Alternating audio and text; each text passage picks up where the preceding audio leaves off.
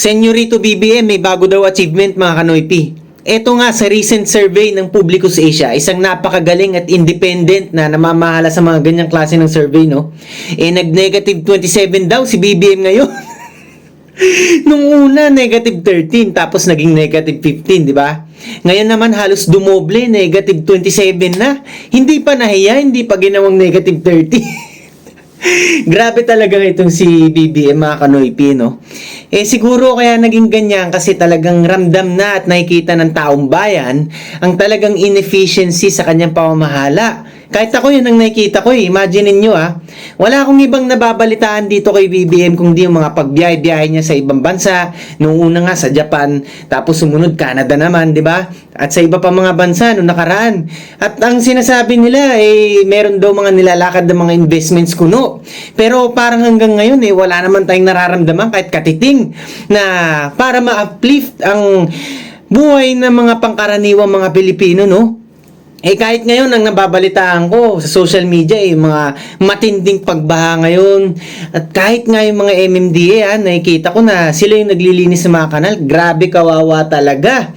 Paano naging efficient ang gobyerno niyan kung hindi nila mapakawalan ng maayos ang pondo ng bayan? At instead ninanakaw pa talaga ng mga congressmen at mga engineer at kahit nga mga nakaupong mga politiko dyan, no? Talagang mga buhaya. At itong si BBM, talagang hindi niya napagtutuunan ng pansin Yan ang opinyon ko, no? Napapabayaan ng mga malalaking issue sa bansa natin, no? Tulad nga ng yung mga pagbaha ngayon, dapat inaayos ang mga flood control diyan. Pero ang daming binabaha sa kung saan sa mga syudad, maging sa mga probinsya, onting ulan lang. Kahit hindi bumagyo, talagang bumabaha na agad, simpleng ulan lang. Grabe, yan ba ang hindi palpak na gobyerno? Tapos ito pa, ang bangag na administrasyong ito, talagang pilit na nililihis yung atensyon ng publiko, no? Mula sa mga kapalpakan nila ng gobyernong to, papunta sa mga hindi naman talaga kailangan ng mga issue tulad ng impeachment trial ni VP Sara para mapagtakpan ang kanilang kainutilan at katulonggisan. Yan ang dahilan nun. Diba? Gusto nilang ma-divert ang atensyon ng publiko para hindi mapuna ang kanilang kakulangan sa kanilang performance. Ang kanilang mga mali-maling mga diskarte at talagang mga palpak na gawain sa gobyerno. Kaya gusto nila pukulin, politikahin na lang at talagang demolition job ang gawin sa mga Duterte, lalo na kay VP Sara. At eto, kita nyo anong panahon na ngayon Pero yung direct foreign investments pa rin natin, pabagsak ng pabagsak.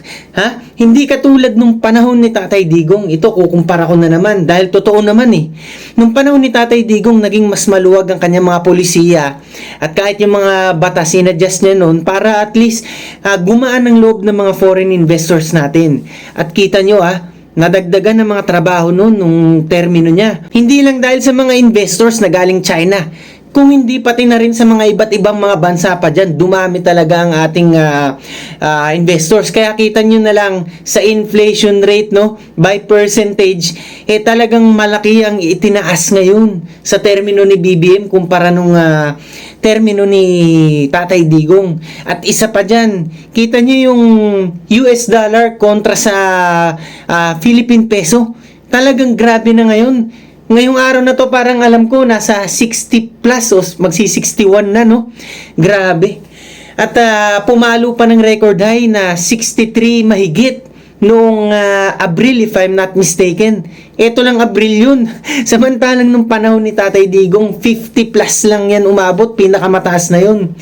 Grabe talaga, ibig sabihin yan talaga, hindi nila ma-handle ng maigi, wala silang konkretong solusyon na pang matagalan, pang long term, wala. Puro pansamantalang tapa lang, parang bulkasil lang, no? Parang yan lang ang kapasidad talaga ng gobyernong to, ng administrasyong bangag. At gusto lang nila talagang ma-divert ang atensyon ng publiko, no? Sa mga tinitira nila tulad ng mga Duterte, para nang sa ganun nakala nila hatakin ng publiko yung rating nila habang papalapit ang 2028 elections. Pero kita nyo ang nangyayari Talagang bumabalandra sa kanila. Lalo silang bumabagsak sa survey. Lalong bumabagsak ang survey ni BBM. At talagang hindi na maipagkaila talaga na nakakahiya na talaga no bilang isang Pilipino na parang first time in the history of Philippines na parang pinakamaraming may ayaw sa isang presidente na tulad ni BBM, no? Talagang itong panahon niya, itong termino niya. Grabe, BBM. Imaginein mo naman, no? Kung ikaw, pagdating ng pagbaba mo sa pwesto, tatagurian kang ikaw yung pinaka-hated president, no? Wag naman sana mangyari yan. Pero bakit ganyan yung mga survey na lumalabas ngayon, BBM, di ba? Nako, sa ilang taon pa na natitira sa termino mo, parang mas lalo talagang nanggagalaiti ang tao dahil sa performance mo, no? Ito lang mga Kanoypi, sana lang talaga, alam nyo, itong mga nababalitaan ko mga pagbaha dyan, sana masolusyonan ng gobyerno. Imbis ng talagang pinupukusan nila ngayon ang panggigiba sa mga Duterte, maawa naman sana ang administrasyong bangag na ito sa mga binabahang mga lugar dyan sa atin ngayon. Kawawa naman, naghihirap na nga ang milyong-milyong Pilipino, para bahain pa sila, no? Hindi na ata nila deserve yan. Tumataas na nga mga bilihin, talagang magkakaroon pa ng panibagong problema itong mga pagbaha na nangyayari ngayon. Grabe lang talaga. Parang walang puso ang ating gobyerno ngayon, yan ang masasabi ko. So yan muna para sa ngayon mga Kanoypi, basta lagi ko kayong i-remind kahit anong mangyari, lagi kayong maging makabayan nang sa ganun ang Pilipinas ay maging Singapore din one day. Naman sa mga tulong, mga tulong na ibinibigay natin, walang trabaho ngayon. Trabaho? Doon sa nakita Saan nga? natin. Saan? Baka Maano? masama tayo sa... Ba't kami masasama dyan? Ikaw lang. Ano? Doon yung mga yung mga nakita Saan natin. nga? Wala.